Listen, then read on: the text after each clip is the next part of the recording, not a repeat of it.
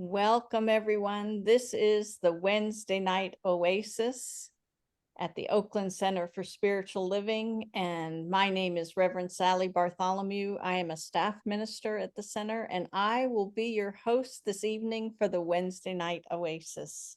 We are glad that you are here joining us, whether tonight in person or later on watching the recording. We're glad that you're here.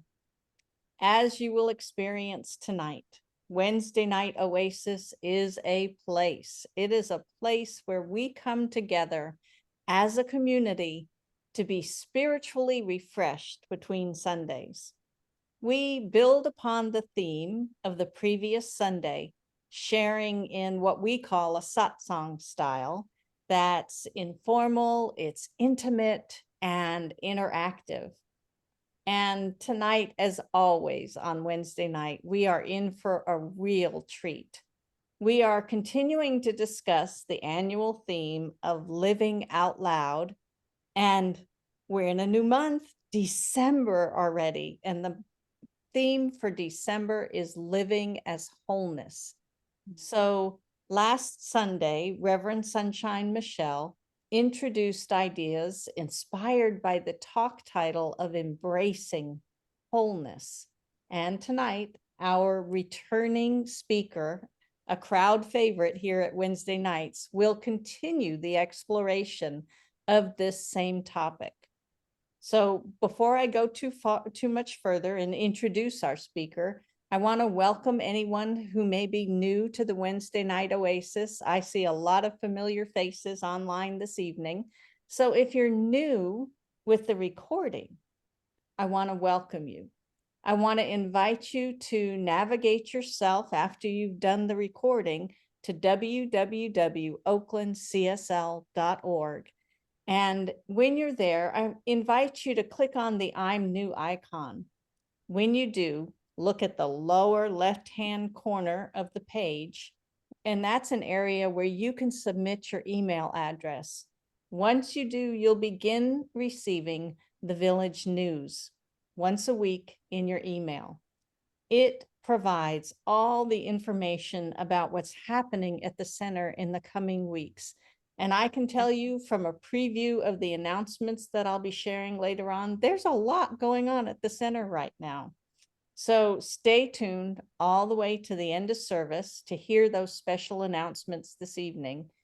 And in the meantime, housekeeping notes, please mute your audio as we do the presentation this evening. You're welcome to keep your video on. That way the speaker can interact by seeing your responses to what she's saying. So now I want to introduce our speaker. As I said, she is a crowd favorite here at Wednesday nights. We have Rev Deb Hammond coming back to join us. She has been a licensed practitioner in the Centers for Spiritual Living since 2009. She became an ordained interfaith minister through One Spirit Seminary in 2018. And she has a passion for supporting others in seeing the best in themselves and to assist in transforming their lives. She uses spiritual practices like meditation. And if you were here earlier for the meditation, you know how powerful that is. Affirmative prayer and visioning, as well as teaching. It is her joy in supporting others and rediscovering their truth as unique expressions of the one, whole, perfect, and amazing, exactly as they are. Rev Deb is a wisdom seeker, a person who answers the call to live life that continues to awaken her to an inner knowingness and lifts her to a higher level of consciousness. So we welcome Rev Deb back to Wednesday Night Oasis. And as we do with every organized event at the center, we open with prayer. Rev Deb, will you be doing the honors this evening? Well, actually, I've asked Alice Knutson if she would do the honors of our opening prayer tonight. Excellent. Thank you. Come on, Alice. Okay, everyone, just take a nice, deep, beautiful breath. that breath of life, that breath of love, the breath of God. For right here, right now, in this present moment, love is all there is. We are one with the one. And what a joy it is to come together and to just bathe and bask in the power and the presence of the one life. We are all one with the one. There is no two, only the one. And that one is God. It is goodness. It is life itself. It is life force. And we are constantly surrounded by this beautiful love and life of God. And in this time together, we celebrate love. We are love. We radiate love. We take in love, and we live in love. And how good it is to know that God is all there is, and we are one with that one. What a joy to know this spiritual truth. And so tonight, I know, tonight in this eternal moment of now, I know that God is in me and I am in God. And this truth is true for me and truth for everyone here on the call and not on the call in our time here together. But we are all here to celebrate our community and to just take in all the goodness that Spirit offers us tonight.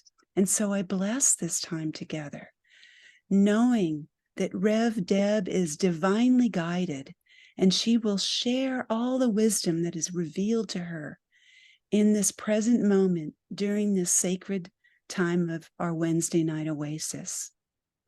And what a joy it is to come together and to share the blessings and to share the love with each other. And so please join me in saying, and so it is. Blessed be.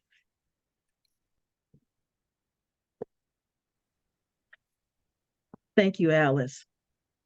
Good evening, everyone. I am so grateful to be back here with you all again tonight. As we've been talking about Reverend Sunshine was talking about embracing wholeness on Sunday. It had me thinking about what is actually wholeness and what experiences have I experienced in this place that has brought me to this place of wholeness or allowed me to really take a deep dive into areas that I may have felt was lacking or broken or whatever may have been the story in the past. And so as we're going into this holiday season, I have been thinking of the holidays and the families that are getting together and the things that families do. And recognizing that there are times that this is the time of the year that it is a challenge for some people because they don't have family or there's such a discord in their family dynamics and they're not surrounded by people who love them. And so as I was thinking about that, I thought back to my family dynamics and that upbringing that I had growing up. And what I remember is that I was about a month ago, I was speaking to a beloved of mine and I was having a conversation and it was regarding my family dynamics and the lack of love that was presented to me growing up and even through as an adult, and how it's brought me to this place of how my life has shifted and I've really opened myself up to knowing what that love of God feels like. So as I go back to my family dynamics, I never knew who my birth mother was until I was 17. And at that time, it was revealed to me that the woman that I thought was my mother was actually my grandmother, and that the woman that I thought was my older sister was actually my mother. And both have since made their transitions. And with what's left of my family, I have not been around my biological family in years, and it's okay. For me, I've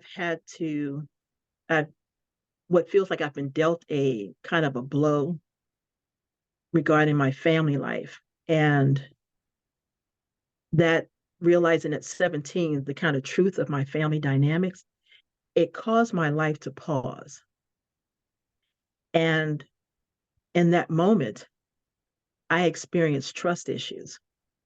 And I think some of the trust issues may have been there because what I know is that as children are born, they create this sense of they know who their mothers are. They know who nurtures them because they've been in the womb for so long. And so I realized that with this family dynamics that I've had, there has been issues of trust, not trusting my family, not trusting, sometimes not even trusting myself, even in intimate relationships, not trusting whether or not they're genuine or not. And that has caused me a lot of maybe missed opportunities with people because sometimes it caused me to kind of take a step back and be distant. And what I realized that as I got older, things started making more sense to me as far as why there was such a disconnect between myself and my grandmother, myself and my mother. And it's taken me years to really take a deep dive into with my grandmother because we used to butt heads so much. And it's like, and I, as a teenager and having an older grandmother, you want to do what you want to do and come in when you want to come in. And when you get that resistance, it's like, you can't tell me what to do. I'm almost grown. But then I have to remember, this is my grandmother. But at the time growing up, she was my mother. And so I had to obey her. But there was something within me that knew that something was not right. And I did not know what it was until I was 17. But there was something within me that actually knew that she was not my mother. And this created a disconnect between my actual birth mother and myself as well, because they were all around me, but nobody would ever tell me the truth. And in that process, it allowed me to take a step back and realize it's like, who are these people? Why would they lie to me? Why would they? And it may not have been a lie, but this was maybe their way of protecting. My family is from the South. They're from South Carolina. My grandparents are. But it was this thing of this cover up. And it made me realize this, like, is this really what love is? Is this really what being a parent, being a grandparent is all about? And being around my mother, even after the 17 years of once I found out, this story continued up until she made her transition, or she was about to make her transition 17 years ago. So this story continued to the outside world. And so there was something within me that allowed me to think about how am I that unlovable that this mother would not want her child? And to be in that household of never having that place of feeling not loved or unloved, but seeing it given to my younger sister and brother, it created some kind of disconnect for me from my family. And I realized that this can't be what having this family dynamic is about. And so it started me down this little rabbit hole of thinking about, I hear people say, well, God loves you. God loves you. And I always think it's like, yeah, it's like, but my family doesn't love me. And then I started thinking, how many times have some of the people that I've spoken with have the same experience, that they have these family dynamics and they don't feel loved, or they've been in relationships that they've not felt loved in their relationships. They've moved through life looking for what that love is. They've had that place within them that has felt broken, like something is missing. And I realized that all of us have probably experienced, many opportunities that have allowed us to feel broken or unwhole. But what I know is that at the essence of who we are, the spiritual beings that we truly are, at the core, who we are is truly wholeness. Even as I think about in our science and mind teachings, we're always reminded that we are always whole, perfect, and complete, exactly as we are. We are not separate from spirit, never have been, never will be.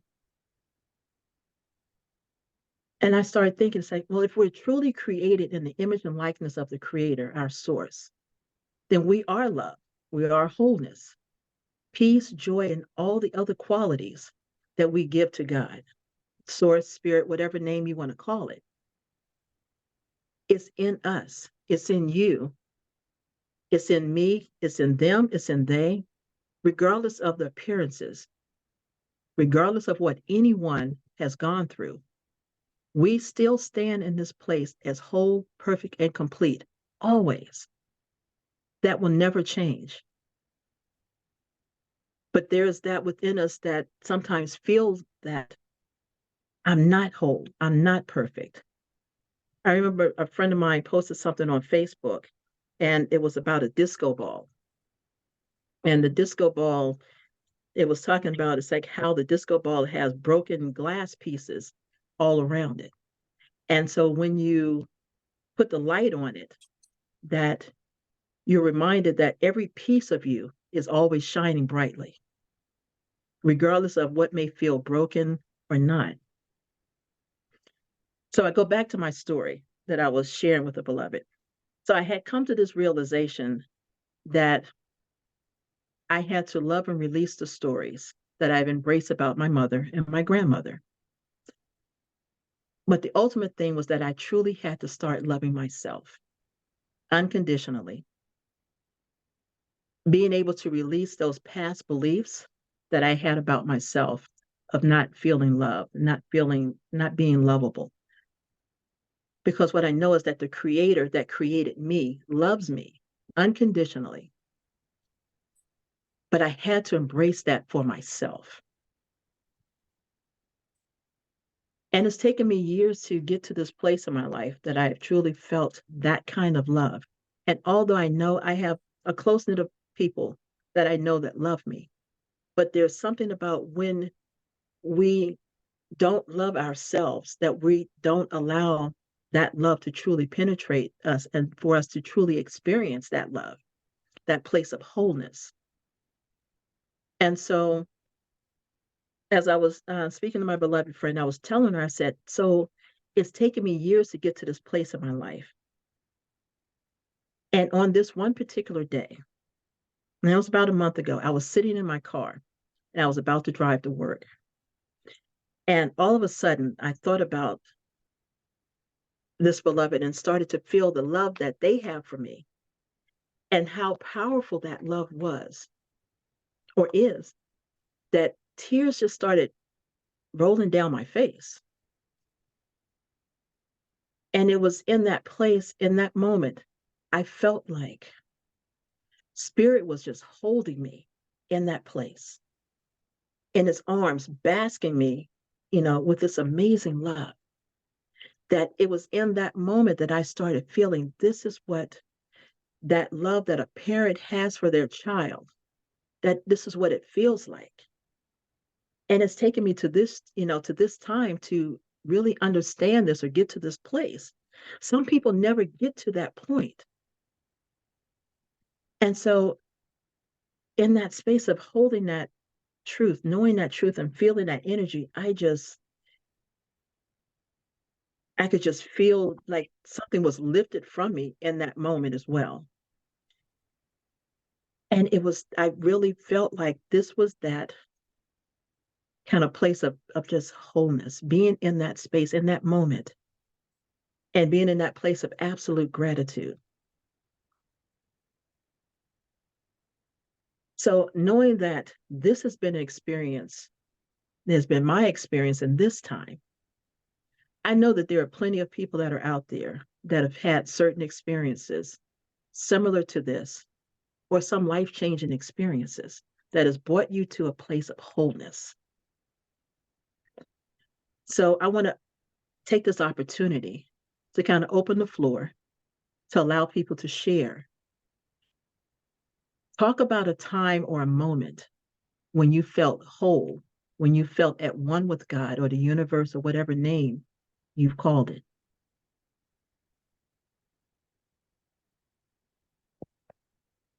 Anyone that would like to share?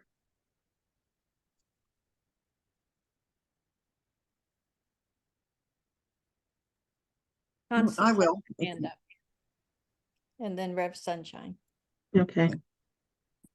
I also struggled for years and years and years with the feeling of not belonging and not feeling whole.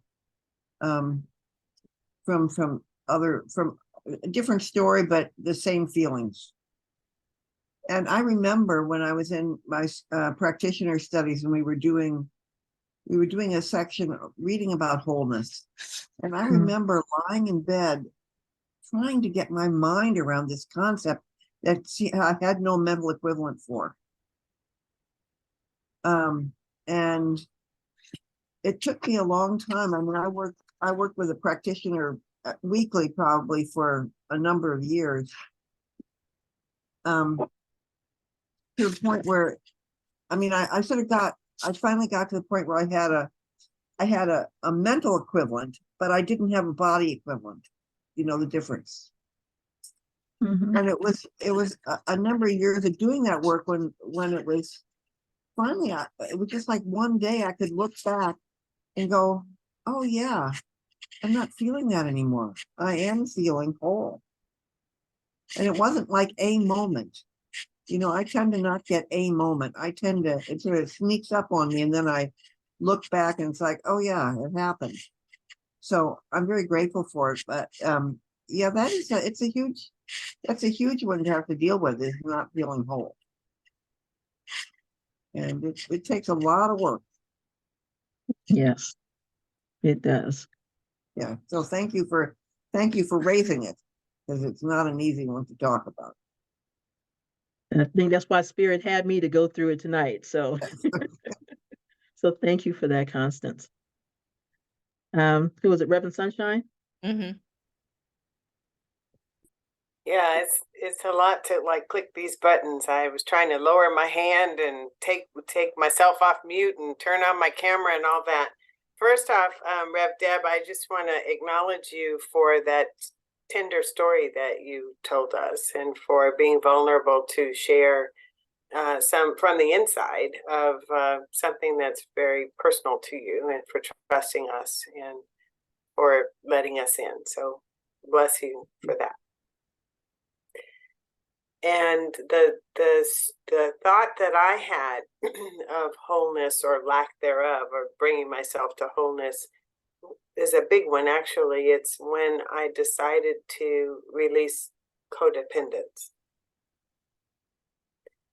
And it was through my authenticity work and my doctoral work that I came to the realization that I couldn't be myself through because of, and y'all have heard me talk about this, being concerned about what other people thought about me, or feeling restricted by how people wanted me to be, but that wasn't necessarily how I wanted to be. So reckoning with my own wholeness through that process, and what I call releasing codependence. And that's a huge effort, because sometimes we're socialized into that way of thinking. We're socialized into, and I found myself having to weigh if I would be excluded, or if I would be, if people would if I stood up to who I was and what I felt wholeness was, because that's what I was hearing, or what that whole thing would look like. But I found that that was most important to me, so that's what I embarked upon, and it didn't matter. That's where the I don't care factor came in, where if I put myself first and highest on the priority to want to grapple with that, because that's what wholeness felt like. What I'm remembering in this moment is also that's where I learned receivership, because I realized I was such a giver. I was good at giving, but boy, you try to get me to receive something, it's like, I don't know so much. So I had to reckon with that, because the law of circulation doesn't work that way. So it's that space of wholeness and coming to that and trusting enough in yourself, like you did, to even share that story, and realizing that you are whole, realizing that I am good enough to receive, realizing that I don't have to be connected to somebody codependently like that. I can stand on my own, because if I believe that God is all there is and God is wholeness, then I can stand in that, and the rest will be revealed. Yes. Thank you for sharing that. Is there anyone else? Jody? Got her hand up. Yeah. Okay. Yeah, I'll go. I just want to say thank you for sharing that story. It's so interesting. We all have these deep stories that keep us boxed. And mine is just as, I'm from a huge family, lots of brothers and sisters. Well, there was one. But the idea of in a family like that, you get point, you do this wrong. Reverend Sunshine said something on Sunday like, what if we went around saying, you're great and you're wonderful, but we don't do that. So it puts you into whatever category you're going to get into by how you're listening to it. You don't want to mess up. You don't want to say the wrong thing. You don't want to get caught up in something that is going to cause disagreement or anger. So the energy that we put into correcting ourselves to satisfy, kind of like what Reverend Sunshine was saying, satisfy what someone else thinks of you. It's not like your parents are just deliberately doing it. Within my family, the brothers and sisters were doing as much of it as my parents, pointing out to me my mistakes or my errors or my shortcomings. And in religious science, it's so beautiful in that they do say that often, and you can pull it up for yourself as often as you want to, that I am whole, perfect, and complete. And I do that to myself. And then I get that little quiver in my voice. And I'm so mad at myself for getting that little quiver that I can't even finish saying what I want to say, because I'm claiming this, I'm being it. And then that little quiver comes, So I understand exactly what you're saying, but I love the idea of the topic this year, Live Out Loud. I'm trying to be that and to be whole. Okay, Dodie, you can do this, It's a challenge. So I'm still working at it. I'm complete. As long as you're breathing, as long as we're breathing, we're still working through it. We're still working on it, because there are times I feel that we sometimes forget or slip back into this moment, or something brings us into this, like back into our childhood or something, back into with our parents. And all of a sudden it's like, wait a minute, I know who I am. I am whole, perfect, and complete. Let me walk in that. Let me move through that. And this reminder, because what I feel is that we have to, for me, I have to take responsibility for my actions. And if I'm in this place of knowing that God is truly all that there is, and it's like, so then I am as well. I am that reflection of that Christ that resides in me, that moves me forward into what's my next and my next, into that place of wholeness, allowing myself to feel the love of God, the peace of God, the joy of God, and to bask in that. And that's the opportunity that we all have, to be and to have that and experience that at any given moment. And in our humanness, we go back to those places that take us back to those limiting beliefs that we've had. And so this is an opportunity to let go of those limiting beliefs. How do we do that? And it's like, because it takes practice. And I'm 60, so it's taken me years to get to this place through through ministerial school, all of this. But there's something that shifts. And that moment that I was referring to when I was having a conversation with my beloved friend was that it took me to that place of I had to feel it and embody it and experience that energy, that love that I could feel. Literally, I'm sitting there like I could feel like God's arms wrapped around me, holding me, telling me that everything is okay, that you are loved, that you are lovable. And it's like, and I think, how many of these little kids, these children that are out here, small or big, that have never heard that have never experienced that. But every day we know that God truly loves us. But then we have people that say, God doesn't love you. Who are you? You're not lovable. You can't. Yes, we are. And it takes people like us, this philosophy that we're in order to remind people of who and whose they are. This is that opportunity for us to be in this place to reparent ourselves sometimes about whatever stories our parents may have told us that we've taken into childhood and taken into our adult lives, because we make things up. We give things a meaning in our childhood, and we take it into our adulthood until we can actually realize, oh, wait a minute, that's not true.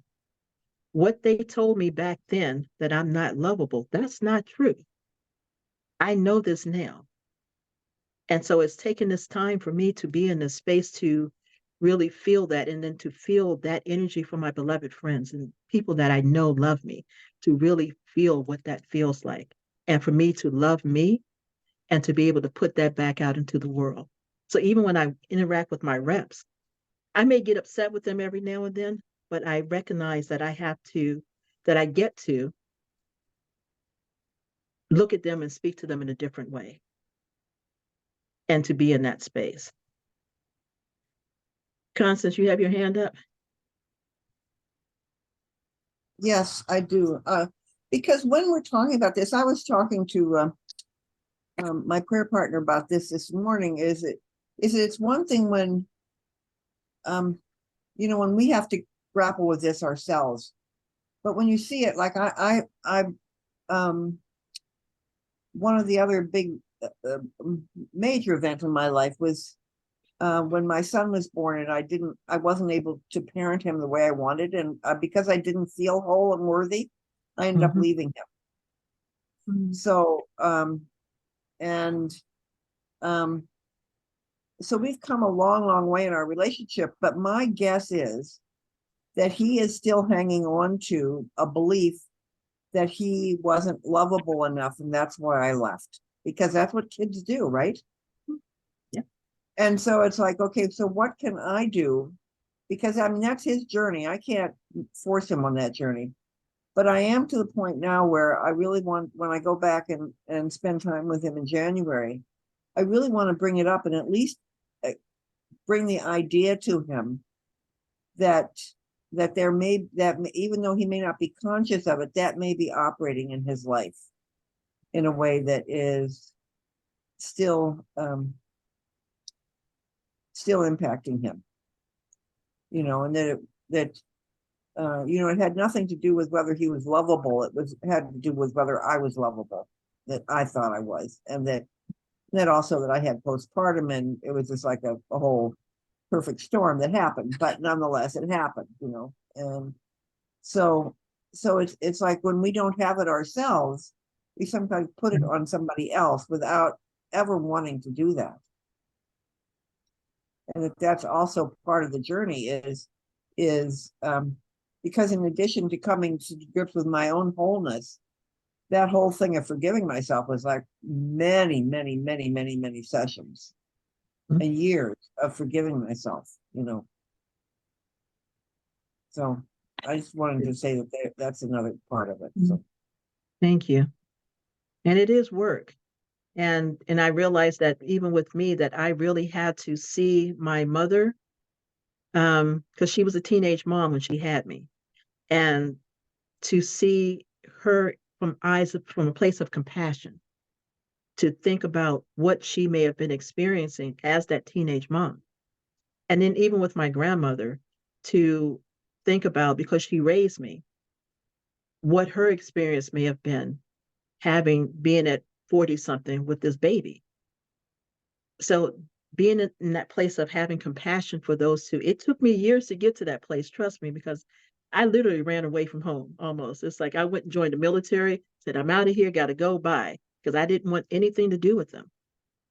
And it took me this long. When my mom passed away in 2006, I was on active duty and I was in California. And she was in the hospital from February of 2006 to September, October. And I would literally fly from California to DC once a month to go and check on her, take care of the house.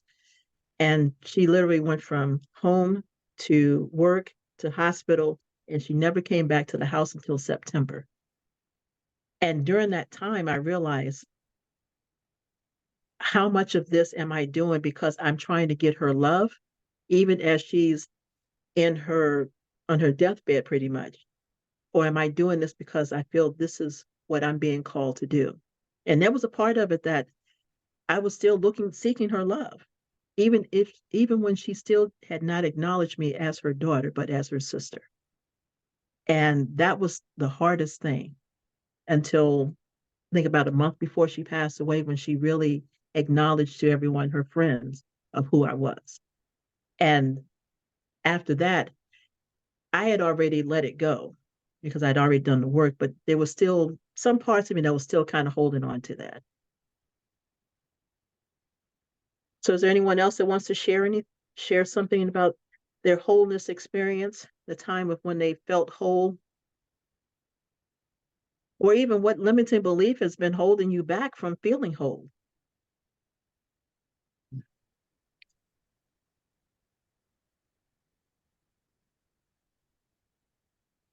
I feel somebody ready to speak. All right. Well, what I know is that this is a process. All of this, because we've created these stories for so long, and we've believed these stories for so long. And so now, as we start shedding these old stories and start to see our lives in a different way, this provides us an opportunity to take a step back and do our own healing work, continue to do our own healing work, be it with meditation, be it with seeing a practitioner, be it with seeing a therapist, or whatever is necessary, to write the letters, if necessary, for forgiveness, to just get it out of your system. I've had opportunities before that I've kind of like in meditation, in a way, I've gone into this space within, and I've actually had a conversation like with my mother. And I was sitting in one chair and I could see her, and I put her in another chair. And in my mind, in this space, we were able to have a conversation.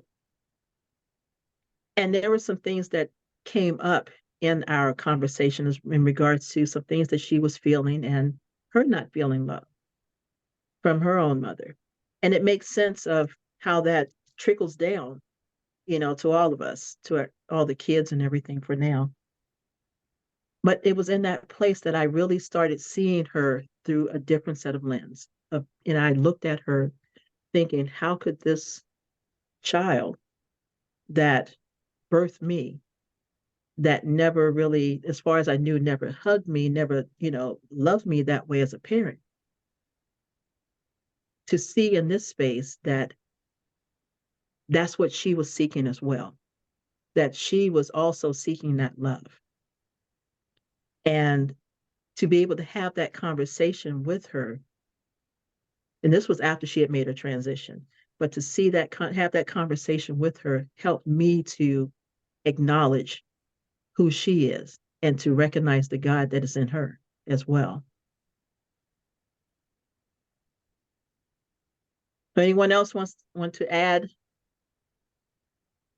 anything to the mix? Dr. Me. Judith. I knew somebody was burning. I felt it. You're muted.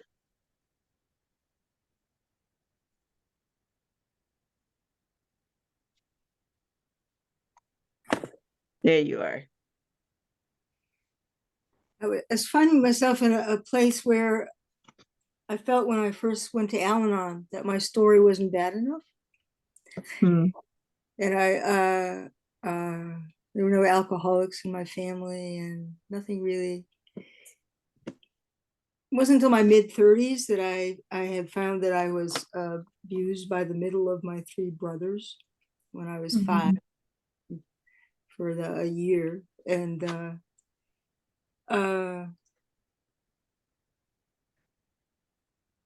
but I've sat in rooms with folks that were loving, and they talked about how they had grown up, and I just, it was hard to not walk out because my story wasn't bad enough. But it doesn't matter. It doesn't matter because I'm here now, and I'm working on loving myself and forgiving myself. And I had primarily one person in my life who loved me unconditionally, which was my sister, my older sister. And I haven't really found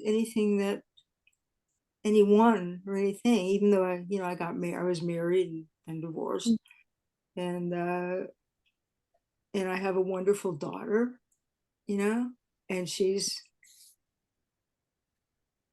52 now. And she's great. But when my sister died in 2003, and that's a big hole. So that's all that I wanted to say. That listen to this just makes me see that there's a hole there, and I have not succeeded. It's not up to anybody else, actually. It's up to me to heal that hole, to fill it in, to find things to get closer to God, to find so many ways that I know now, as part of Science of Mind. I know now there are things that I can do. And sometimes I still get really, mad at myself. Why aren't I doing some of these things that bring me back to wholeness? And I do them, and then sometimes I turn away, and then I come back and I do them and I turn away. So I know where I am at. I know that I have whatever time I have left. And I know there's a way that I can love myself completely. The closer I get to remembering that there is a larger entity that does love me. And so I just need, as Dodie says, to remember to remember. Mm-hmm. And that is and it doesn't, I have to know that it doesn't matter that my story isn't as bad as many stories that I used to hear in Al-Anon. And it's just, I haven't called him again. No. I am ready to I feel that I'm ready now. And but there are still baby steps. I so admire the steps that you take. And anytime that I've heard you, I have admired what you've said and how you've come to conclusions, and then in the steps that you take. I just and And you're a wonderful example. And so I thank you. I thank you for your Thank you. talk. You've given me a lot to think about today. And so thank you for that. And Thank you. I Thank think you for sharing that. Thank you, Dr. Judith. It's just, what I realize is that in this and all that has happened in my life that I think about from birth to now and the experiences in between, that there is truly that within me that knows exactly what to do at any given moment. And that I have to trust that. But it's taken me a minute to get to that place of knowing that I have to trust that within me to move me forward. Because there are sometimes I could go and the craziness happens and I go and hide out somewhere. I go and sit in the corner of my couch and stay there for days at a time because I don't want to deal with anything or think about anything or just be alone. And that was in the past. Lately now it's different. So it's taken me a minute to recognize and to be able to speak about a lot of things that have happened in my past now in a way that I can freely talk about it and not still have all of the emotions that was tied to it in the beginning because of the work. And I'm still processing, things and working through things because as we peel the onion, one layer is gone and then something else comes up to the surface. And it's like, dang, I thought I worked on that. Where did that come from? And here it comes again. It's like, okay, here's something else that I need to work on now. But in this place, it's being grateful also because this stuff is coming up in order to give it up. And I remember, Grady, we had that conversation years ago that it has to come up in order for us to give it up. wow. Okay. So Okay. that's, Wow. yes. Got it. So I'm grateful for the stuff that's coming up to the surface. So is there anyone else that would like to share before we close out? Sri Devi had her hand up. Okay. Sorry, that was a mistake. I was trying to do a reaction. Too late, Sri Devi. Your hand is up. You have to say something. Actually, I'll let me do my. I was going to put a hearts and reaction up there. That's what I meant to do. Thank you. Well, I will, Rev Deb. Yes. Grady. Hi, Grady. Hi, Rev Deb. Rev Deb. I'm thinking of a lot of things and family dynamics causing disconnect in authenticity is what I'm thinking of. And to me, Dodie spoke to some of this, and I know how we talk about ourselves as wholeness, in Science of Mind, and I think you talked about releasing past beliefs. Oh, I know. The author of Pivots talked a lot today about releasing past belief and self-love. He talked about doing mirror work quite a bit. So, I think for myself, what I feel as the disconnect too is unworthiness. And because I'm thinking about what Dodie said also, in families, you don't want to say the wrong thing. You don't want to cause a bigger mess and stress, in a situation. So I find myself wanting to say something but not doing it because I think it might cause a bigger mess than, that already exists. And so I appreciate your sharing your story and being your authentic self. And I wish that for myself as well. But I'm in unworthiness and I'm in some I'm in that point and I have to work on. I have to do my own self-love and mirror work as well. But I really appreciate, all of your sharing tonight and the meditation. It was like I was watching something on a screen is what I experienced. It was really pretty dynamic. And so I appreciate that because I just, even though I was reviewing all of these things, I still came out of the experience feeling peace. Mm. And so I'm grateful for that. And so thank you for this presentation. Yeah, I'm feeling a little emotional right now, but it's good. It's good. Thank you. Thank you, Grady. Thank you, Miss Grady. I appreciate that. You're welcome. I appreciate you. I thought I saw Alice Newton's hand go up, and we have probably time for maybe this one last. I didn't say anything earlier because I felt like if I started talking, I wouldn't be able to stop. But I so appreciate so much what you had to share with us, Rev Deb. It was so meaningful. And I just really appreciate your vulnerability because it invites me to be vulnerable. And so the one thing that I'll say, because I know we don't have a lot of time, is when I first came to Science of Mind, it didn't take very long until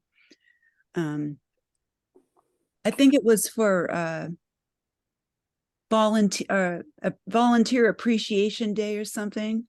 Reverend Jeff gave us these little stones that said, "I am perfect, whole, and complete."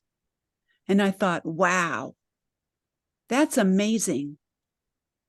And so I think about that statement a lot. And it has really healed me because all I have to do is be myself. And then I'm perfect, whole, and complete. And the thing that really helps me a lot, I just love the tools we have in Science of Mind because they do restore us back to our wholeness, right? And one of the things I've been doing a lot lately is whenever I feel like I'm cut off or something's wrong with me, I just remember, God's always with you. It doesn't matter. You're never alone. God's always with you. And so we have so many little tools like that in Science of Mind that we can use regularly.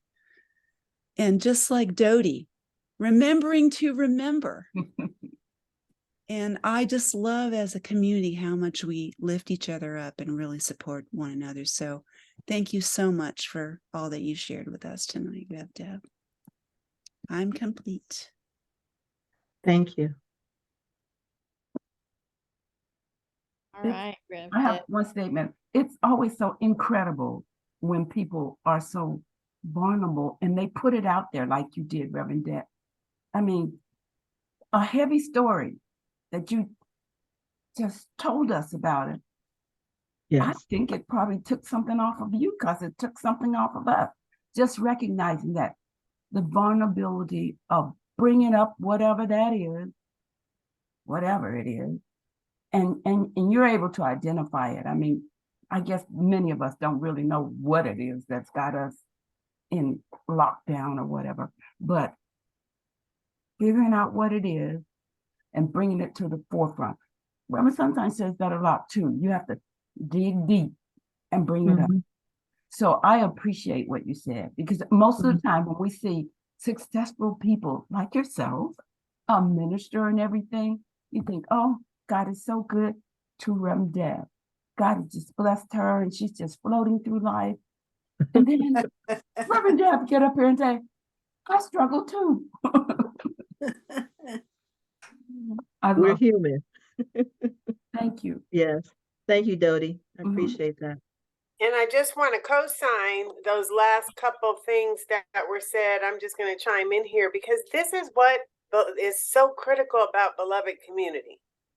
If we are practicing our principles and doing our own work and we're doing it together for each other, we are healing each other. When we can feel safe and we can build trust and we can, kind of talk about whatever it is that's on our hearts that we learn from, then somebody else can learn from it and we can understand each other better. That is what beloved community is, and we are getting somewhere. Yay!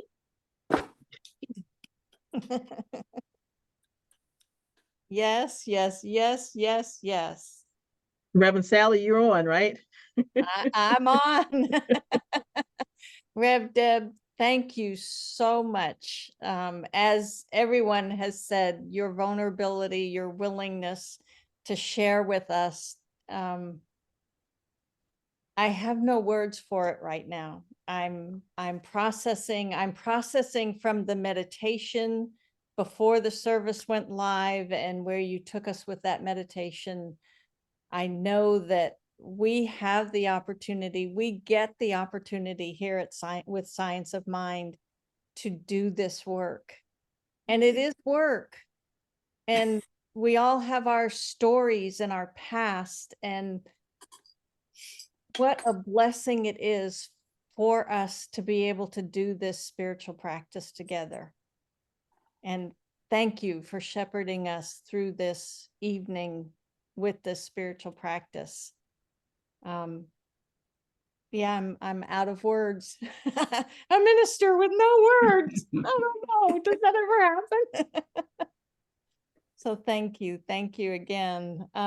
Please take a moment to look at the chat if you haven't been able to yet. There's been a lot of information shared back and forth in the chats, and I will, looking at the time, I'll take us into the announcements for this evening. But thank you, Rev Deb. We'll come back and give you some claps and snaps in a minute, but let me get through the announcements and then we can do that. Peter, if you can bring up the slides. Thank you.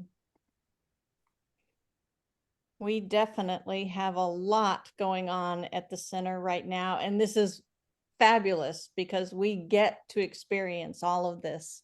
So next Sunday, December 10th, Reverend Savannah Noel will be speaking to Recognizing Wholeness, Seeing the Good in All. And as normal, our meditation begins at 10 a.m. The service will begin at 10:30. And for the month of December, we need to let you know that our services will last 90 minutes in length. And this is to allow us some time to really celebrate the festivals of light that are happening throughout this holiday season. On December 17th, there will be food served after service, and we will have a candle lighting service on December 24th. Now, next Wednesday, December 13th, Maud Wilson will be returning to give us her take on recognizing wholeness, seeing the good in all, following up the Sunday service talk. And on Wednesday evenings, the meditation begins at 6:30 p.m. and the service itself starts at 7, and that will be on Zoom. We invite you to come, meditate, pray, or walk the labyrinth in sacred contemplation. On Tuesdays and Thursdays, the sanctuary is open from 11 a.m. to 1 p.m. for this purpose. Come and refresh yourself at our center. The holiday barrel is back. This is your opportunity to provide items to donate for those in need. The village news that goes out tomorrow or the events page will give you a list of the items that you can donate. We invite you to save the dates. We have a number of dates to talk about. Constance Chapman's retirement gathering will be on Friday, December 29th. And then right in the beginning of January, my own and Reverend Ikea's ordination is taking place, and you are invited to come celebrate with us on Saturday, July 13th. January, yeah, January 13th. The workshop, there will be a workshop after service on January 14th with Reverend Mitch Austin, and he'll be talking about taming your inner critic. And then following that, the Big Leap book study Practitioner Judith Roberts will be starting this book study on January 16th. We will have a labyrinth blessing and workshop on January 17th. And Excuse me, Rev Sally, it's December 17th, not January. oh, look at that. I had it in the order of the January. Okay. December 17th is the Labyrinth Blessing and Ritual Workshop. So please come to that. That's 1:30 to 3 p.m. It's a Sunday after service.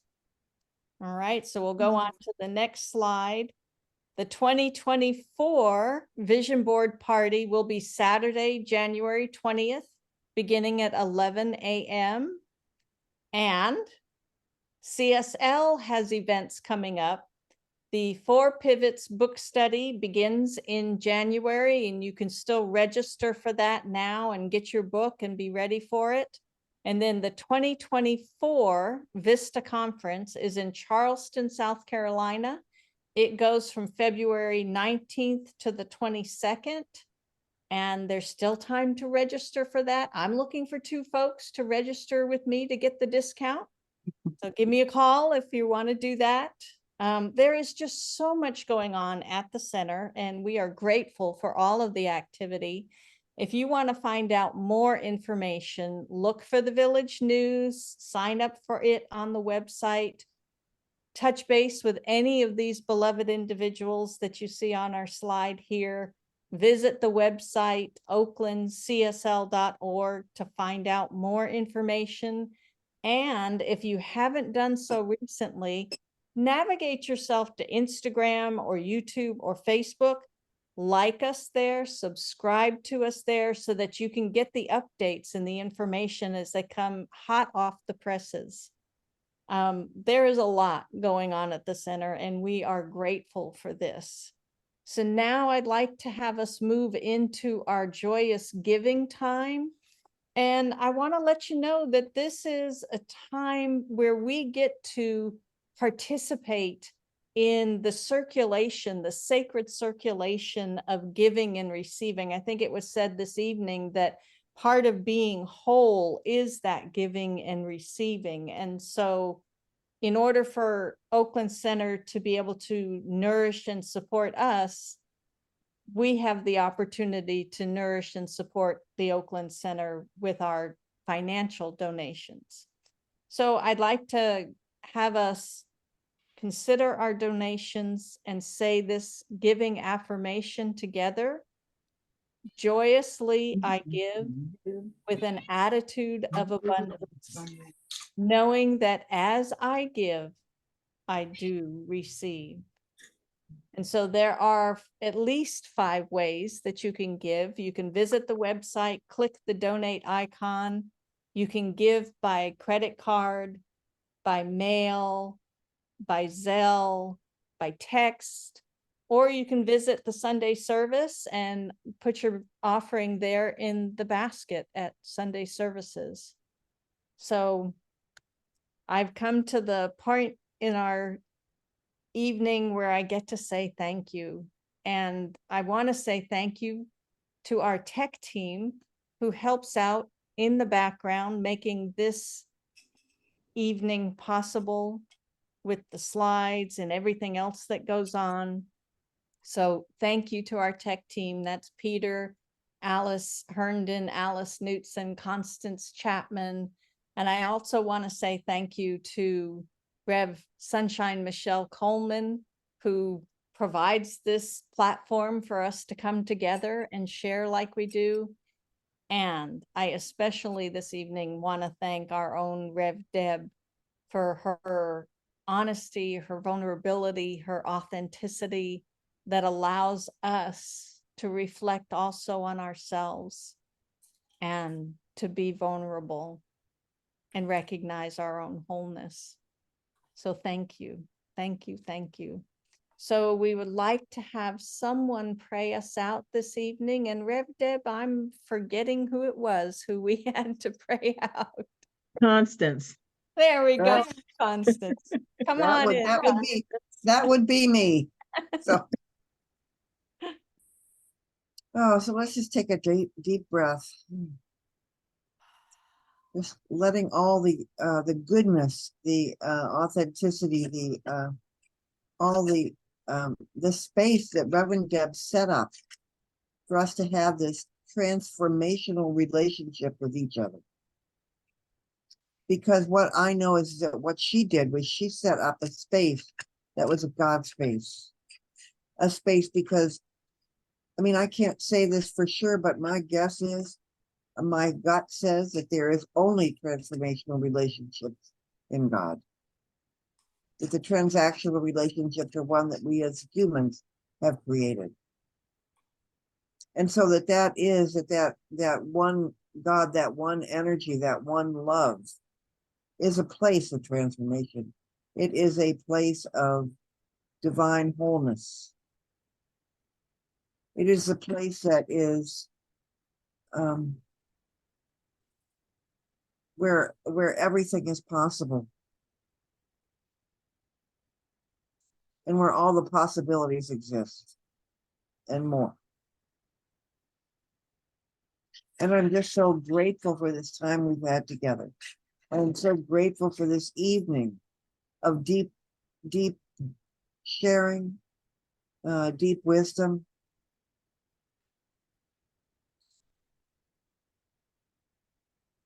Deep heart. The heartfeltness that came with everyone who talked tonight and with everyone who did not talk. Everyone who sat and was just listening and feeling. And I'm just so grateful for that. And I just know that as we go our separate ways this evening, we carry that heartfeltness with us. We take it into the world. We take it into all of our relationships. And just thank you to Rev Deb for being who she is. And so please join me in saying, and so it is. So it is. And so it is. Amen. Ashe.